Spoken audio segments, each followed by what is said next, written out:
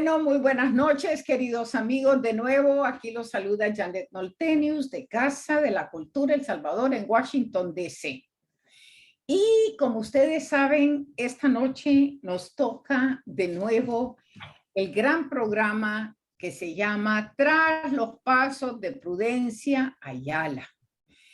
Y en cada programa hacemos notar y sacamos adelante para todos ustedes mujeres impresionantes que se han comprometido con el país, con el pueblo, con la gente y con el feminismo para hacer de eso, de sus vidas, un ejemplo y para los demás y para las demás. Y esta noche tenemos el placer de tener con nosotros no solamente a Diana Sierra Becerra. Bienvenida, Diana. Muchas gracias, buenas noches. Buenas noches, y aquí por supuesto tenemos a Carlos Enríquez Consalvi, conocido por muchos de nosotros como Santiago, que él es el director del Museo de la Palabra y de la Imagen, no solamente director, sino que fundador y el motor de un compromiso de que no podemos olvidar nuestro pasado. Y ante todo es gracias para mí, gracias al MUPI, que nos ha dado al salvadoreño la visión y la popularización de una gran mujer feminista como Prudencia Ayala. Entonces, primero, darte las gracias, Santiago, por esto. Esto es solamente una de las muestras de lo que está haciendo el museo. Y ahí ustedes pueden ver que detrás de la cara de Diana está nuestra centella, así es que Prudencia Ayala. Para comenzar, quería darles, aunque sea una pequeño bosquejo de quién es nuestra invitada de esta noche. Diana Sierra Becerra es historiadora y educadora popular. Además es museógrafa. Se especializa en la historia de la mujer y el género en América Latina y tiene un doctorado en esos temas por la Universidad de Michigan, aquí en Estados Unidos. Un gran logro, realmente, Diana. Felicidades. Y además ella centra y está concentrado sus estudios en los movimientos sociales y las revoluciones. Es un tema fuerte. ¿Cómo fue que te metiste en este tema? Cuéntanos. Bueno, creo que pues mi interés político empezó como niña. Yo soy colombiana, pero crecí en Long Island. Llegué como indocumentada por 20 años y mi conciencia política empezó cuando iba a trabajar con mi mamá, que era trabajadora del hogar, y viendo el trato de las mujeres blancas ricas hacia las mujeres latinas y el trato de la sociedad en contra de las personas indocumentadas. Entonces, desde ahí empezó una semilla de curiosidad, de querer entender de por qué mi familia había migrado y de por qué en Long Island especialmente tiene una concentración altísima de personas centroamericanas. Y a través de unas amistades, tratando de entender por qué había tanta gente latina, y eso me llegó a un poema de Pablo Neruda sobre la bananera, la compañía de United Fruit Company.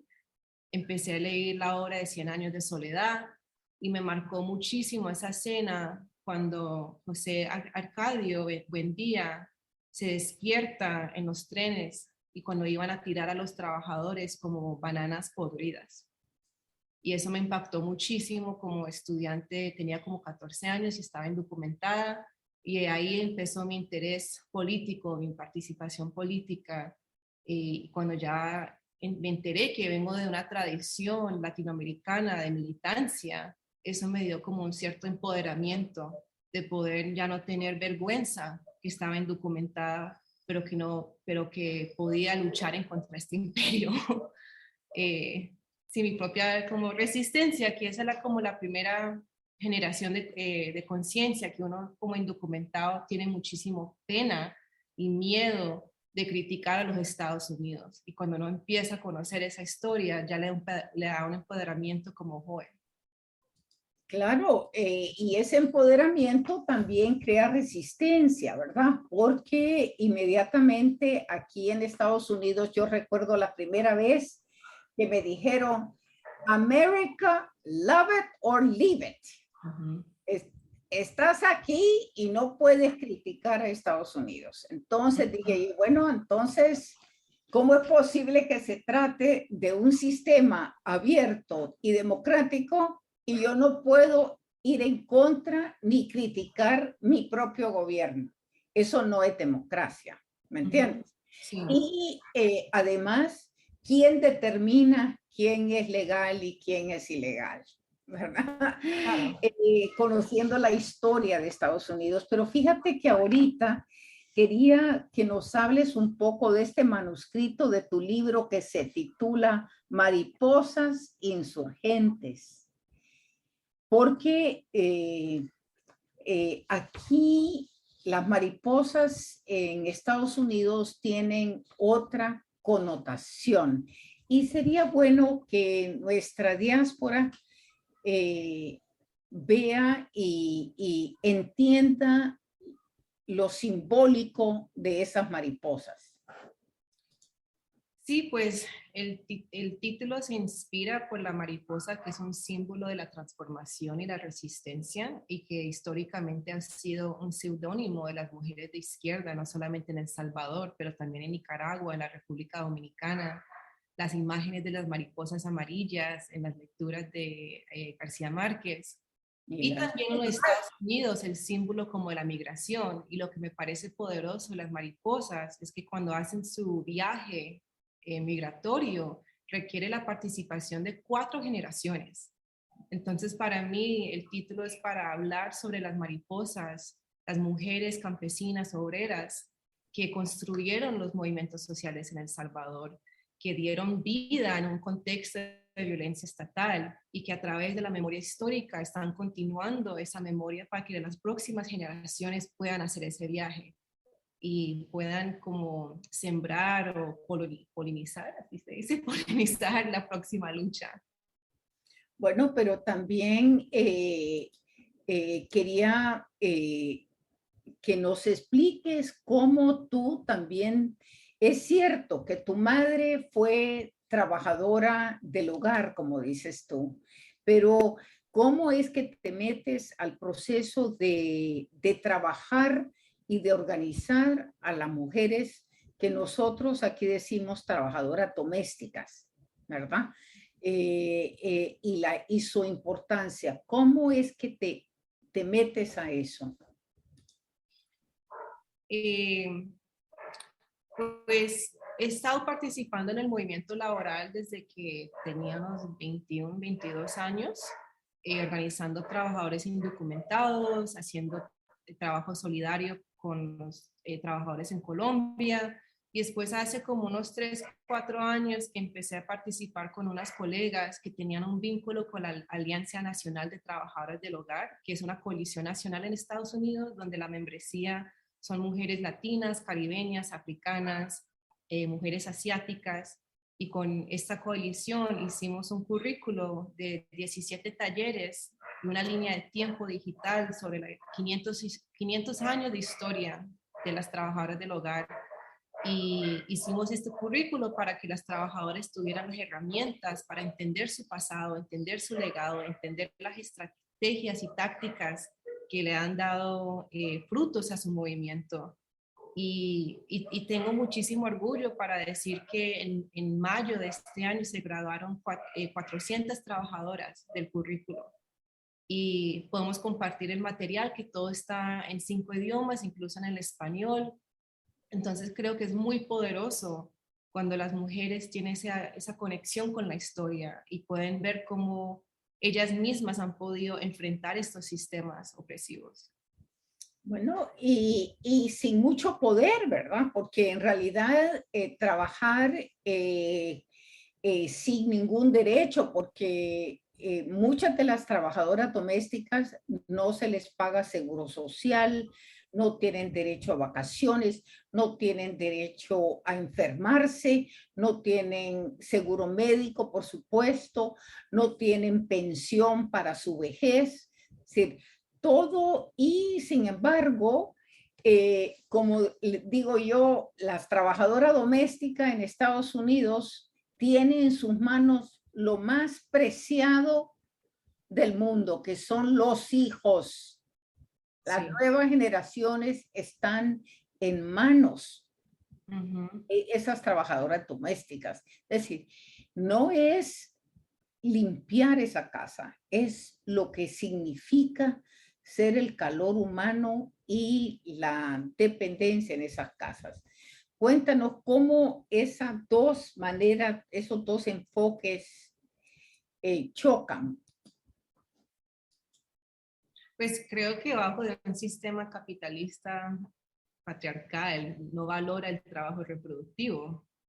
En ese sentido, la limpieza, el trabajo emocional, el cuidado infantil, no es algo que es remunerado y respetado. Y el trabajo doméstico tiene su origen en un sistema colonial, en el sistema de la esclavitud, especialmente en los Estados Unidos.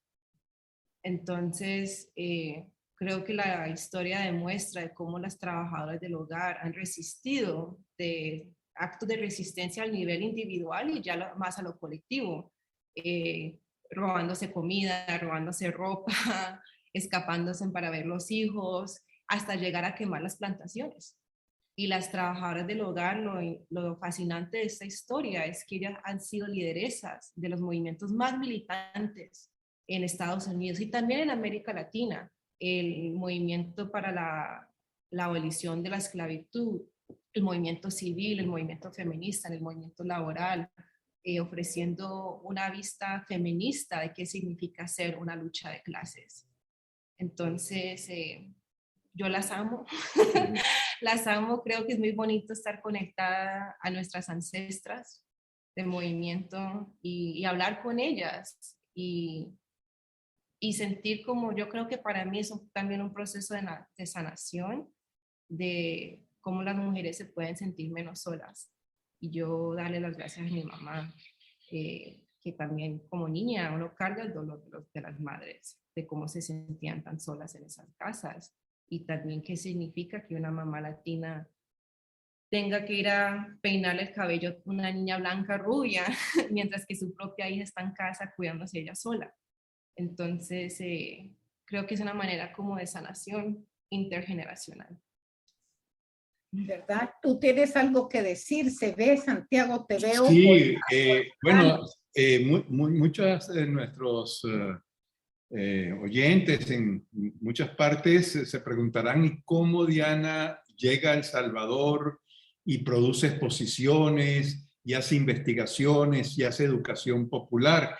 Entonces, sería bueno relatar que cuando Diana estudiaba en Michigan, escribe al museo y plantea venir por ¿cuánto tiempo la primera vez? 3 meses. Por 3 meses para hacer una especie de pasantía y allí Diana en los archivos del museo consigue un material muy importante sobre la participación de las mujeres en el conflicto armado salvadoreño. Y así es que ella comienza a hacer su tesis y además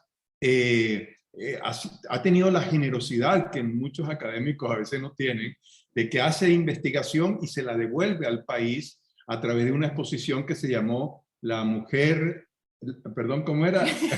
Mujer, la desnudez de mi lenguaje. Y donde ella sus investigaciones la vierte en una exposición. Y luego también le da participa en la construcción de la exposición 1932, que actualmente está en el museo, donde da perspectivas de género muy importantes. Y así es que comienza Diana a hacer investigación, forma parte ya del equipo de investigación del Museo de la Palabra y la Imagen, ¿verdad? Dando clases en Amherst, pero viene constantemente. Y ahora, y hay algo bien interesante de su investigación que pocos académicos habían tocado, que es la AMES, la Asociación de Mujeres Salvadoreñas, que es una organización que se da en medio del conflicto armado, y que Diana, en su libro, Mariposas Insurgentes, le dedica un capítulo muy importante. O sea que Diana está dando luz sobre aspectos que estaban desconocidos y que estaban invisibilizados en la historia salvadoreña.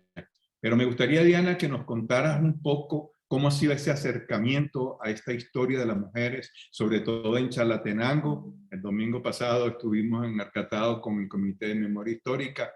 Contanos un poco cómo ha sido ese proceso de investigación y tu involucramiento desde lo humano a toda esta historia. Uy, pues creo que yo tengo El Salvador en el corazón y lo pienso todos los días. Yo lloro escribiendo y leyendo este material porque se ve una valentía por parte de estas mujeres, una esperanza y también un dolor. Y la manera como yo he trabajado como historiadora es tratando de crear materiales y investigaciones que sean relevantes para las luchas políticas de las mujeres. Y para mí es un compromiso político poder regresar el material, el archivo, el artículo en español, que tanto material se mantiene en inglés, y también trabajar con las mismas comunidades, preguntándole cuáles son sus prioridades, sus necesidades, cómo yo como investigadora puedo adquirir recursos de la universidad y ponerlos a un buen uso, porque sabemos que la academia gringa es un desperdicio de recursos en términos que no se acerca a las luchas populares. Creo que en América Latina hay muchísima más cercanía. Entonces, creo que ese ha sido como mi compromiso, tratando de usar ese privilegio que tengo como académica para dar recursos y apoyo a las necesidades de las mismas organizaciones. Entonces ahí puedo hacer entrevistas, exposiciones, animaciones que pueda compartir con estas comunidades. Y que no se nos olvide, para quienes nos están escuchando en El Salvador, que Diana ha producido un cortometraje sobre memoria y verdad, la búsqueda de la verdad en el caso de la masacre del Mozote, ¿verdad? Es un cortometraje dirigido sobre todo para los estudiantes y las nuevas generaciones, y este cortometraje lo vamos a presentar este próximo sábado a las 10 de la mañana en el Museo de la Palabra y la Imagen. Así que la invitación para la juventud que nos escucha es para este próximo sábado a las 10 de la mañana en el MUPI estará este cortometraje que ha hecho Diana sobre el caso del Mozote y el papel que tuvo Rufina Maya y el papel que tuvo también la Radio Venceremos en el esclarecimiento de este hecho que, como sabemos, la administración Reagan trató de ocultar. Cuéntanos un poco sobre este cortometraje. Pues hay una compañía educativa que se llama EL, y ellos tenían un formulario, pregunté a la gente que si querían proponer ideas. Entonces yo les propuse la idea de la radio, les gustó, pero también creo que es importante eliminar los obstáculos de poder contar estas historias, de cómo el racismo, el imperialismo, el machismo sigue influyendo cuáles historias se cuentan en estas plataformas. Y con los compañeros que hicieron un trabajo maravilloso, también tuvimos que tener conversaciones difíciles de algo. Los compañeros originalmente querían asumir una postura neutral al frente a la masacre. Yo les dije, con todo el respeto, uno no puede ser neutral con el asesinato de más de 500 niños. Usted tiene que asumir una postura en contra de la masacre. Entonces creo que en los Estados Unidos hay como cierta postura que uno puede ser objetivo contando la historia, y yo no creo que es así. Yo creo que todo el mundo tiene una postura política. Tenemos que ser transparentes de cómo nuestra postura política impacta las preguntas que hacemos. Y entonces con el grupo tuvimos esa conversación y ya pudieron reflejar que estas políticas de ser neutral son violentas, honestamente. Son violentas y retraumatizan a las víctimas. Y con esa conversación, teniendo estas conversaciones difíciles, ya pudimos hacer el cortometraje. Es súper poderoso. Y TED-Ed tiene ya más de 165,000 vistas, que fue parte de mi compromiso de por qué yo decidí, bueno, vamos a dialogar, vamos a hablar estas posturas políticas, porque tenía ese compromiso que se pudiera difundir a un público más amplio. Entonces creo que haciendo ese cortometraje me hizo pensar de todos los obstáculos que requiere para contar una historia. Rufina Amaya tuvo que sobrevivir esa masacre. La radio Venceremos la tuvo que entrevistar. La radio y Rufina tuvieron que sobrevivir el conflicto armado. Los testimonios que se preservaron y que se enterraban en la tierra y que aún los están sacando. Yo como investigadora tuve que sacar un doctorado como indocumentada, después acercarme a TED con los títulos, ¿cierto? Para que ellos me tomaran en serio. Tan décadas que tuvieron que pasar para que esta historia se pudiera difundir en esa plataforma. Entonces, para mí, cuando yo me acerco a estas historias, honestamente es un proceso hasta espiritual, porque yo me pongo a pensar todo el sacrificio que una mujer, un colectivo tuvo que hacer para preservar este documento, para preservar este video, y por eso le tengo tanto respeto al trabajo del MUPI, que honestamente yo creo que la documentación de la historia es un acto sagrado de conectarnos con nuestro pasado, y aunque yo no sea salvadoreña, me siento muy identificada que estas mujeres son nuestras ancestras políticas. Claro que te consideramos salvadoreña. Para el público de otros países, ¿cómo se hace desde Europa? ¿Alguien quiere ver el cortometraje? ¿Cómo hace? Se puede meter en la página de YouTube o de TED-Ed y busca el nombre Rebel Radio y puede poner Rebel Radio El Salvador y ahí le va a salir. También lo podemos compartir por Facebook. Muy bien, lo podemos hacer definitivamente. Para nosotros será un placer ponerlo también, ¿verdad? Porque tenemos un canal de YouTube y si se puede compartir, se va a compartir. Pero también para mí oír tu voz y decir la importancia de las voces que parece mentira que los supervivientes de una masacre de más de 1,000 personas queda una mujer que logra decir la verdad, de ser el testigo de esa verdad, ante un dolor de ver a sus hijos que los estaban matando. No, es una cosa, y sobre todo que si no fuera por eso, no estuviéramos todavía luchando para que haya justicia, ¿verdad? Sí. Y esa falta de justicia, creo yo, y dónde están esos secretos de esa justicia, de esa injusticia, ¿no? Porque el crimen del Mozote es un crimen de lesa humanidad. Quiere decir que impacta toda la humanidad el proceso deshumanizante en el cual se llevó a cabo esa masacre, ¿verdad?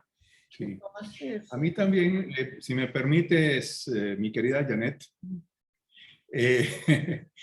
me gustaría también que Diana nos hablara un poco sobre ese proceso en incorporar la visión de género en la construcción de la exposición de 1932, ¿verdad? Porque, bueno, sabes que tradicionalmente este hecho fundacional en la historia del país ha sido manipulado desde muchos extremos y ha habido mucho ocultamiento de la historia. Siempre se habla de cifras, que hubo 10.000 fusilados, otros hablan de muchísimos más, pero nunca se preguntaron, ¿y qué pasó con las mujeres? ¿Qué pasaron con las viudas, con las hijas, con los hijos de las víctimas? Entonces, me gustaría que Diana nos conversara un poco sobre ese acercamiento desde su perspectiva, de sus estudios. Sí, gracias. Pues creo que podemos usar dos herramientas, el enfoque de género y el enfoque en las mujeres.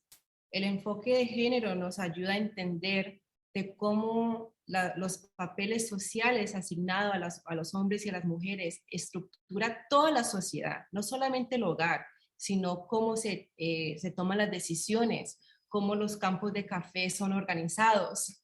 Es una mirada más amplia de cómo el patriarcado impacta toda la sociedad en el aspecto político y económico.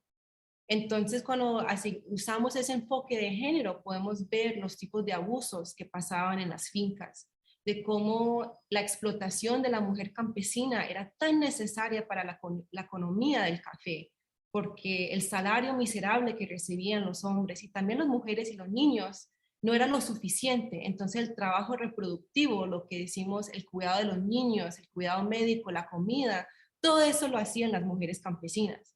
Entonces esta economía cafetalera se construyó en las espaldas de las mujeres campesinas. Cuando le aplicamos ese enfoque de género en el genocidio o la matanza, vemos de cómo impactó estas comunidades y cómo las mujeres indígenas tuvieron que asumir ese papel de cuidar a esas comunidades después de estas atrocidades. Tuvieron que asumir el papel de el entierre, el duelo, la reconstrucción de sus comunidades. Y también cuando aplicamos un enfoque de género, vemos también la participación de cómo el género impactó la organización de los sindicatos de esa época, que también estaban haciendo ciertas exigencias para el pago de las mujeres, porque había una práctica donde, por ejemplo, a mí no me daban el salario directamente, se lo daban a mi papá o mi esposo o un hermano. Y cuando aplicamos un enfoque de las mujeres, podemos empezar a nombrar a las mujeres que participaron en estas luchas, que es importante señalar cuáles eran. Entonces creo que con esas dos herramientas podemos entender las estructuras de una sociedad, pero también cómo las estructuras amplias, opresivas, impactan específicamente a las mujeres. Porque tenemos que contar una historia que se basa en la vida real, que se basa en las personas específicas, no solamente quedarnos acá arriba en algo tan abstracto. Bueno, pero sabes, también no solamente lo que estaba pasando económicamente y el rol de las mujeres, el hecho de que también la lengua materna de esos indígenas no se logró valorar, ¿no? Parte del patriarcado hizo que no se valorara esa lengua y que no tenemos testimonios en sus lenguas. Esas mujeres no hablaron, no hubo la Rufina Maya diciendo sus cosas en náhuatl. ¿Me entiendes? No tenemos ese testimonio de primera mano, por decirle así, ¿no? Y eso es para mí, es una llaga que no se ha cerrado, es una llaga porque tienen toda la razón y me alegra que estemos hablando, bueno, ¿y las mujeres qué? ¿Y los niños qué? ¿No? Es que todas las demás masacres eran comunidades enteras, ¿no? Sí. Y el grito en esos momentos era una tortilla más. Esa era la reivindicación. Sí. Y es oportuno, Janet, invitar a los centros escolares, a los padres de familia, a visitar esta exposición de 1932, que es la que recibe al visitante, para escuchar precisamente, vos hablabas de los testimonios, y esta exposición, yo creo que una de las cosas importantes es que le dio voz a voces que habían sido silenciadas, ¿verdad? Nunca se habían escuchado las voces de los sobrevivientes. Y en este caso son alrededor de 80 ancianos y ancianas que contaron, ¿verdad?, por qué se realizó la insurrección, cómo eran las condiciones en los cafetales, cómo eran pagados con una ficha que tenía el nombre del patrón y esa ficha solamente se podía canjear en la propia tienda de raya, o sea, la tienda del propio patrón. Así que la invitación es a los centros escolares, ¿verdad?, a escribir al Museo de la Palabra y la Imagen y concertar visitas para que nuevos centros escolares visiten esta exposición. Entonces, lo que me parece fabuloso es que están esas voces también de mujeres. Yo las desconozco. Es decir, no ha habido libros sobre eso en realidad. ¿Me entiendes? Los libros que se han escrito no tienen esa perspectiva. Yo no lo he visto, lastimosamente. Desconozco, ¿verdad? Y me alegra. ¿Sí? Sí, no, habría que mencionar el libro de Jeff Gold, que tú puedes hablar un poquito de sobre el libro, ¿verdad? Que el libro y la película. Sí, ¿cómo es el título en español? Rebelión en la oscuridad, publicado por el MUPI, ¿verdad? Primero salió en inglés y inmediatamente se tradujo al español. Y es un libro interesante, importante sobre el 32. Sí, y esa investigación es como la fundación de la exposición y también que se basa en el documental que hizo el MUPI. Pues prácticamente el argumento de ese libro es mostrar la participación política de las personas indígenas y la gente rural. Entonces, en muchísimos de los escritos tratan de enfatizar el papel del Partido Comunista Urbano y hacen como un binario, así se dice, sí, entre el Partido Comunista, el comunismo y la gente indígena o campesina. Entonces, el aporte de este libro de Jack es mostrar que la gente campesina e indígena tenía su propia práctica, su propia teoría de una lucha de clases y que también usaban los términos del marxismo, una práctica marxista, y que no podemos pensar de la práctica marxista solamente de las personas como Farabundo Martí, que obviamente juegan un papel muy importante, pero tenemos que ver cómo desde la base una lucha de clases se construyó. Entonces, que es un aporte muy importante porque parte del producto de esta matanza era de negar la participación política de la gente indígena, que no era siempre un fulano desde afuera que los manipuló porque la gente campesina no tiene la capacidad de movilizarse, organizarse. Entonces, que de verdad eso también es, y se sigue replicando. Cada movimiento social, cada revolución, la revolución haitiana, no eran la gente negra esclavizada, era gente blanca disfrazada como gente negra que derrocó el imperio francés. O no era la gente campesina que se organizó en los años 70 y 80, eran infiltrados soviéticos comunistas. Entonces, no, es una negación de la participación política. Entonces, creo que ese es el aporte maravilloso de ese libro y que también tiene detalles que Jeff investigó sobre la composición y la participación de ciertas mujeres en los sindicatos. Y las tensiones interétnicas que sí, muchos académicos habían ocultado, ¿verdad? Y a mí me gustaría, si me permites, Janet, preguntarle a Diana cómo fue la otra experiencia de su tesis de maestría, antes la de doctorado, ¿verdad? Que la vierte en la exposición que presentamos en el museo sobre la participación de la mujer en el conflicto armado. Entonces me gustaría, Diana, que nos contaras un poco sobre cómo construiste esa exposición y sí, un poco contarnos sobre esta experiencia, esa aventura. Pues esa exposición ya creo que la hicimos en el 2014, ¿cierto? Ya, es que yo llegué acá jovencita, yo llegué acá a este país como a los 23 años y ahorita tengo 33 años, entonces ya muchísimo tiempo participando. Pero empezó esa curiosidad leyendo los testimonios, compilados, por ejemplo, por Las Dignas, Mujer Montaña, muchísimos testimonios hablando de cómo el machismo impactaba a las mujeres en el conflicto armado. Y también encontré un afiche político de la Asociación de Mujeres del Salvador que decía el lema que era conquistando los derechos de la mujer y la niñez, construiremos la nueva sociedad.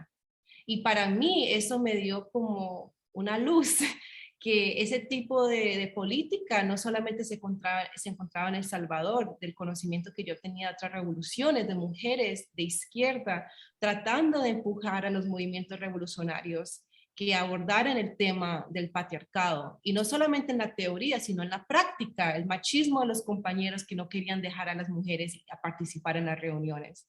Entonces, esa exposición se basa en los testimonios de las mujeres, de las contradicciones de qué significa crear una revolución y cómo las mujeres empujaron al proceso revolucionario a decir, pues, si ustedes tienen una teoría de igualdad, eso se tiene que alinear con la práctica, a respetar nuestras capacidades, enfrentar el machismo en el movimiento y que la revolución significa la liberación de las mujeres.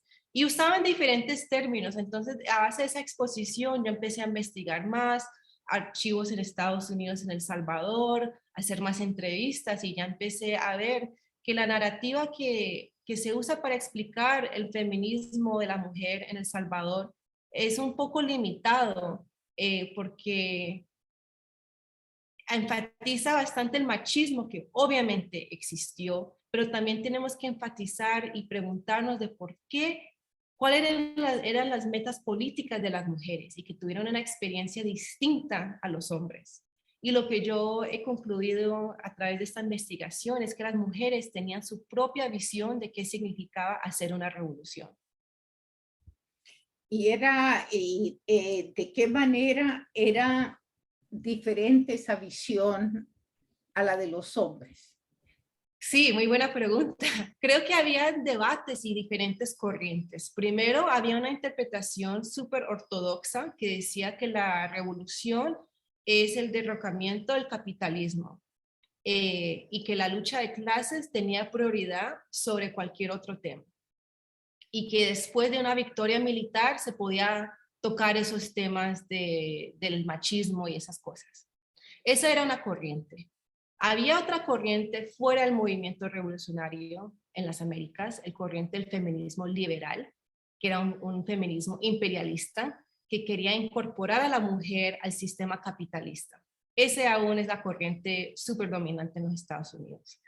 Pero había una corriente en las Américas, en la izquierda, donde las mujeres estaban diciendo, en base de su práctica y sus vivencias, que el sistema capitalista tiene una relación con el patriarcado y que los compañeros no entienden cómo funciona el sistema capitalista, sino entienden cómo funciona el machismo y cómo se explota el labor reproductivo de la mujer en el hogar.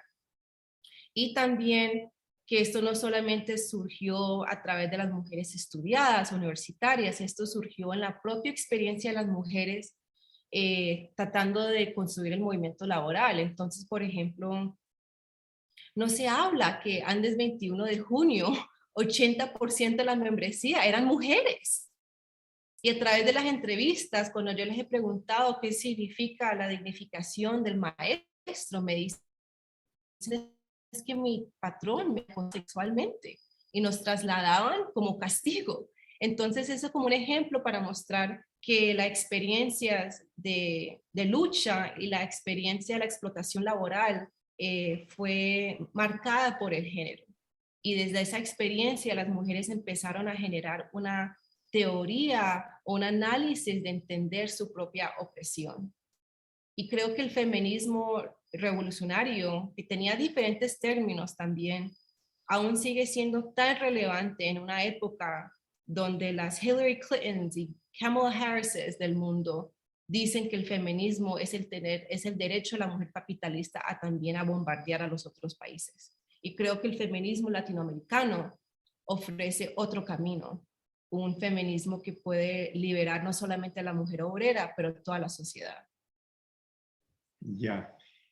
Yo quisiera, Diana, que nos contaras algo sobre la cotidianidad de las luchas de las mujeres en las montañas, en los frentes de guerra. ¿Alguna anécdota donde las compañeras pedían, exigían, como cuestionando? Nosotros teníamos acceso a los cigarrillos, por lo menos. Sí. ¿Qué anécdota nos puedes contar? Pues en las entrevistas que hice y que hicimos también, las mujeres hablaban de cómo el acceso a las toallas sanitarias fue una lucha dentro de los campamentos guerrilleros. Decían que en ciertos campamentos sangraban y no sabía si era la menstruación o si le habían pegado un tiro. Qué impactante esa imagen. Entonces las mujeres empezaron a organizar en zonas de la CFPL y también en Morazán, exigiendo que la guerrilla diera acceso a toallas sanitarias, porque los hombres les daban cigarrillos, también la guerrilla daba, pues obviamente con sus limitaciones, ropa, salud, comida, y de por qué las mujeres no tenían acceso a las toallas. Y lo interesante es que viene un archivo que boletines internacionales de campañas en Francia, en Estados Unidos, de la solidaridad, colectando toallas sanitarias como parte de una campaña para apoyar el frente. Entonces, para mí, eso significa que estos debates no solamente se quedaron en el campamento guerrillero, sino que subieron a los altos niveles y al nivel de las campañas internacionales, que es otra mirada completamente de el proceso de construir una lucha armada, de quién va a hacer las tortillas, quién tiene derecho a salir del campamento, de acostarse con quién o relacionarse con quién, y que a través de estas prácticas cotidianas las mujeres están cuestionando quién es un guerrillero, quién es un revolucionario, y que las revolucionarias también sangramos, like we menstruamos. Yeah. No solamente. No, perdón, Janet. No, sigue.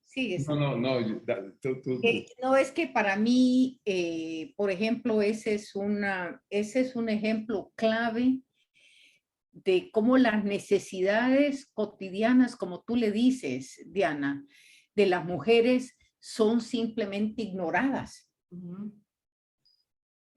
Que en realidad, y que la definición de con quién se pueden acostar o no acostar era una cosa que era castigada y que era determinada por los hombres y no por las mujeres mismas, digamos.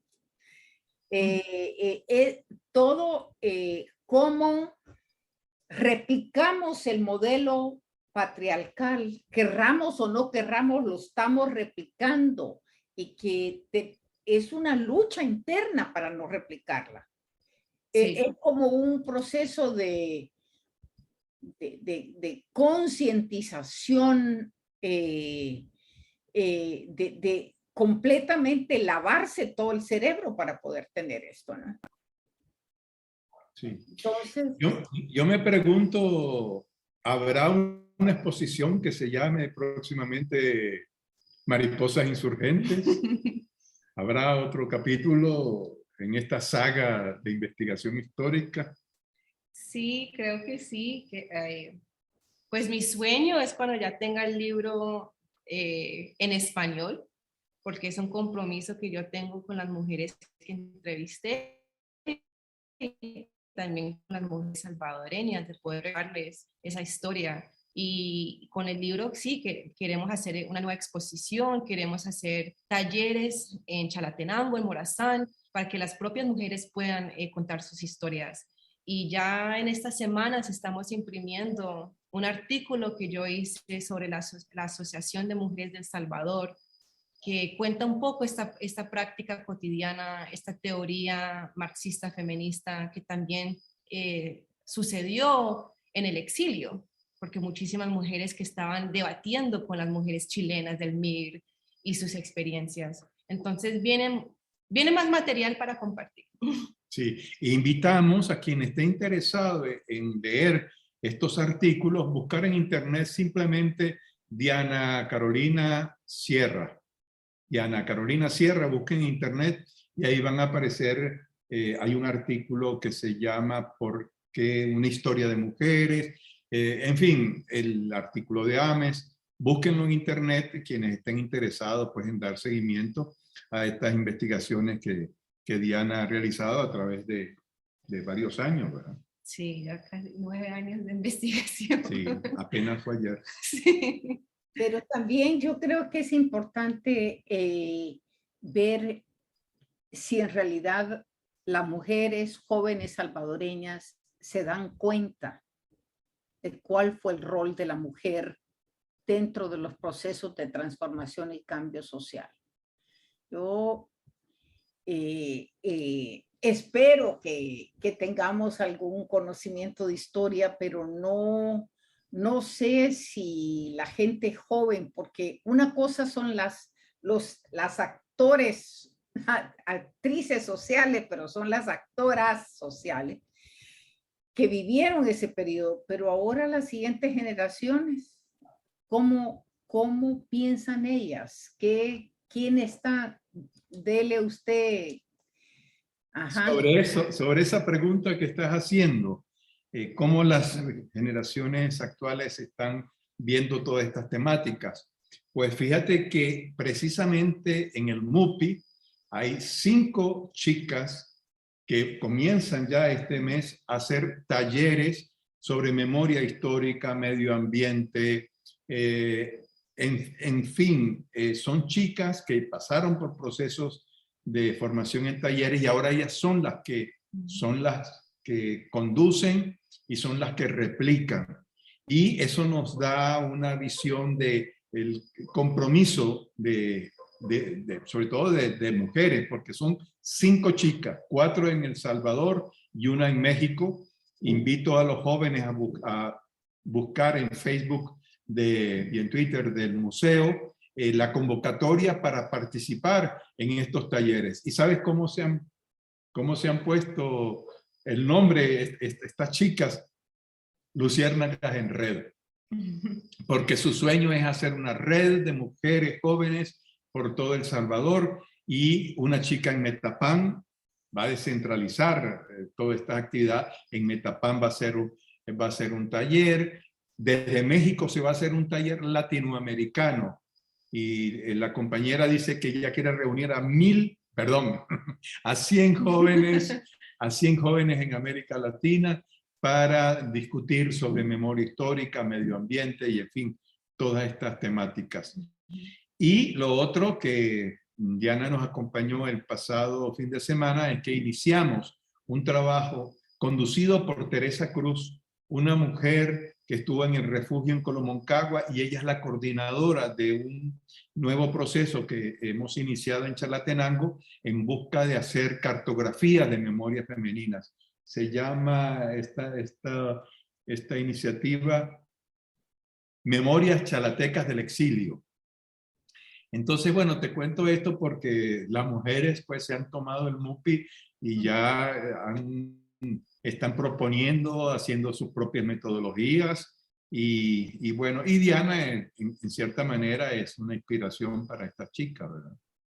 No, una inspiración para todos, porque la verdad es que estás rompiendo con la tradición académica, primero tomando una responsabilidad social de decir, estas son las voces de estas mujeres, yo se las tengo que dar a ellas para que ellas las utilicen de regreso. Es decir, no es una cosa direccional de arriba para abajo, sino que de abajo para arriba es de un proceso de respeto, de retroalimentación y también de movilización de las mujeres mismas. Entonces, es un proceso liberador y no un proceso que replica el proceso de dominación intelectual. Yo sé y ustedes no saben. todo eso completamente se rompe, ¿no? Y volvemos a la conceptualización de la educación de adultos, que es todos sabemos. Exactamente. Todos sabemos y cómo podemos a través de esa circularidad retroalimentarnos. Sí. ¿No? Es otra, entonces estás realmente rompiendo con varios de esas premisas que nos han dominado. Quiero decirles quiénes están en línea con nosotros, porque se nos está pasando el tiempo muy rápidamente. Está Claudia Monterrosa Rivera, Ana Lidia Rivera Rivas. Ana Ay, Lidia. yo te veo que cómo estás contenta de saludar ahí, me alegra. Ella no me conoce, pero yo la conozco a ella a través de la historia. Sí, Ana Lidia, un gran saludo y te esperamos el sábado a las 10 de la mañana, Ana Lidia, porque pues vos como protagonista de esta historia nos gustaría que nos acompañaras. Bueno, ahí estás entonces, Ana Lidia. Ramón González Trejo, Cristina Rivas de Lowy. Ah, Cristina, la abuela, que un saludo. Ajá, qué bien. La abuela de Camilo, un saludo hasta Los Planes. Qué bien, gracias. Blanca Cedillos, aquí en Washington, dice, es admirable la inteligencia y la profundidad de una joven como Diana. Es encomiable también su interés por la historia del Salvador, lo cual los salvadoreños tenemos que agradecer. Muchos éxitos para ti, Diana. Ay, muchas gracias. Muy bien, gracias Blanca por estar con nosotros. Sandy Castro, Asof C. Blanco, Zulma Cabrera. Conocemos a Zulma. Sí, Zulma es una de las chicas que está coordinando el tema de los talleres de Luciérnagas en Red. Así que Zulma, muchas gracias por escucharnos y gracias por tu trabajo y gracias a las 5 luciérnagas que están lanzando luces, entre otras chicas de El Salvador y de América Latina, porque son talleres latinoamericanos. Bueno, Zulma nos dice, las mujeres somos el futuro de la historia salvadoreña. Y gracias a Diana que nos viene a apoyar con sus conocimientos. Gracias, Zulma. Yo te recuerdo, muchísimas gracias por haber estado también con nosotros y el trabajo que estás haciendo. Y Ana Lidia Rivera Rivas dice, allí estaré, allí estaré. Así es que, no, pero lo importante es que ver que nos está dando también luces para poder entrar a todo el mundo académico, ¿verdad? Y que la validación a través de la academia es importante para un cambio de política social. Porque los datos que informan a los políticos, si no los informa la academia, hay veces no tiene la validación necesaria para justificar ese cambio. Sí, creo que ayuda, pero creo que también los políticos no responden a argumentos ni a la ciencia, responden es al poder. Y creo que el mismo pueblo, aprendiendo su historia, puede tener las herramientas de cómo hacer los cambios. Y creo que esa es la importancia de la historia, que la historia no es algo abstracto de fechas, cosas no relevantes. La historia es una herramienta para entender el poder, cómo estos sistemas opresivos surgieron y cómo los podemos derrocar. De eso se trata. Y qué tipo de nueva sociedad, más allá del capital y patriarcado, podemos crear. Y creo que la militancia, la mujer salvadoreña nos abre el camino. Y que creo que respondiendo a tu pregunta de cómo se identifican los jóvenes con la historia, yo tengo muchísimas alumnas latinas salvadoreñas que emigraron a Estados Unidos y que sus padres no les han contado nada de la historia por esas traumas y vienen a conocer su historia en mis aulas y lloramos juntas, todos lloramos, incluso los niños nacidos allá gringos, Entonces creo que es muy poderoso y que creo que la historia también inspira a muchachos blancos de clase media a reconocer su historia y decir, yo puedo asumir una postura política antiimperialista, que es necesaria y que es mi obligación ética. Y lo hacen leyendo tu libro, Santiago, de cómo les impacta el diario de Santiago o los testimonios de Rufina Maya. Y se vienen a conocer que todo lo que les ha enseñado en la escuela pública es una mentira. Entonces creo que hay un movimiento de estudiantes, gente joven que quiere conocer su historia. Y, perdón, y como ya estamos llegando casi al final, me gustaría, Diana, que dieras un mensaje para estas chicas que coordina Zulma, que están tratando de replicar sus habilidades, sus conocimientos a partir de tu experiencia. ¿Qué nos puedes decir? No recomendar, sino ¿qué nos puedes decir? Pues creo que es muy importante que como mujeres y como mujeres jóvenes que creamos como en nuestras propias habilidades. Todas tenemos esas dudas, pero creo que nos tenemos que apoyar, creer en nosotras mismas. Es muy importante creer en uno mismo y seguir en la práctica, que todo se puede aprender y nadie es superior a ti. Y lo que están haciendo es súper importante y creo que también como mujer joven es importante establecer límites con la familia, con los compañeros de trabajo, darse uno su valor y su lugar, porque nadie lo va a hacer por ti y eso es algo que mi mamá siempre me enseñó. La gente te va a cerrar las puertas y tienes que ir a tocar a las 5 hasta que te abran la puerta. Entonces, no dejar que la gente te desmoralice o que te digan que no. Incluso los propios compañeros de lucha. Claro, yo creo que también has dicho una cosa muy importante, Diana, que el poder, si nosotros pensamos que son líderes los que van a hacer las cosas, porque ese es parte del patriarcado que ha hecho héroes de los hombres, ¿no? Pero si no hubiera los movimientos sociales y el estamento de las mujeres debajo, no se pudieran haber llevado ninguno de estos cambios. Entonces, sí, yo creo que tienes toda la razón en decir que los procesos de cambio se hacen en conjunto y que es empujando a esos líderes que han tomado ese poder, que nosotros les hemos dado ese poder, que nosotros hemos abrigado nuestro poder, pensando que alguien más lo va a utilizar en nuestro favor y no es así. El proceso, ¿verdad? Como es como nosotros tenemos que hablar por nosotros mismos. Sí, el mismo pueblo se libera, nadie más lo va a hacer por uno.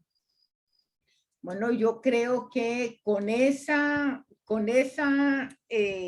última palabra que es muy apropiada para esta noche, en celebración de nuevo tras los pasos de Prudencia Ayala, yo les quiero dar las gracias a ti, Diana, y por supuesto a Santiago y al MUPI por ese trabajo maravilloso que hacen de no solamente mantener la historia viva, sino que usar la historia para que siga siendo historia, para que se sigan haciendo los cambios necesarios para que esa historia se revitalice y siga creando sociedades más justas, más equitativas, más respetuosas de los demás y del medio ambiente.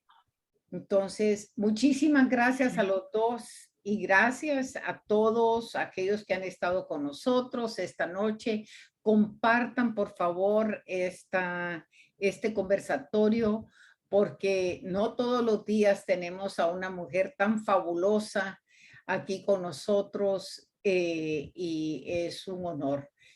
¿Tú querías decir algo, Santiago? Sí, la invitación para el próximo sábado 21 a las 10 de la mañana en el MUPI para ver la proyección del cortometraje que ha hecho Diana, y también para los centros escolares y para todo el público para que visiten la nueva exposición del Museo de la Palabra y la Imagen que se llama Memorias de la Pandemia, que es el fruto de ese aporte de la ciudadanía que nos dio a través de fotografías, poemas, narraciones, a los artistas que dieron sus obras de arte para conformar un archivo de memoria sobre este momento trascendental que está viviendo la humanidad.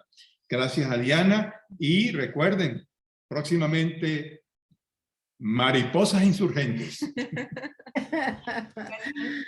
Bueno, muy buenas noches a todos. Muchas gracias y hasta la próxima. Un placer. Gracias. Hasta siempre. Hasta siempre.